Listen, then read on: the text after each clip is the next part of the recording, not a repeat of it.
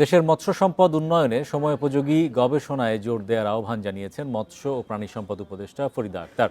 শনিবার কৃষি গবেষণা কাউন্সিলে এক অনুষ্ঠানে এমন আহ্বান জানান তিনি। এ সময় তিনি বলেন, মৎস্য ও প্রাণী সম্পদ খাত কেবল অর্থনৈতিক নয়, সমাজ ও সংস্কৃতির সঙ্গেও গভীরভাবে সম্পৃক্ত। হালদা নদী সাধারণ মানুষের সম্পদ, কিন্তু ধ্বংসাত্মক কর্মকাণ্ডই নদীর প্রধান হুমকি।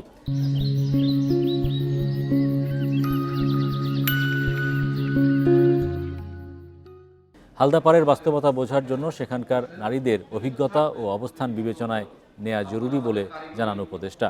তিনি বলেন, নারীদের অংশগ্রহণ ছাড়া কোনো সামাজিক অর্থনৈতিক গবেষণা পূর্ণাঙ্গ হতে পারে না। সাধারণ মানুষ যেন সহজে বুঝতে পারে, সেরকম গবেষণার প্রতিবেদন হওয়া উচিত বলেও মন্তব্য করেন মৎস্য ও প্রাণী সম্পদ উপদেষ্টা।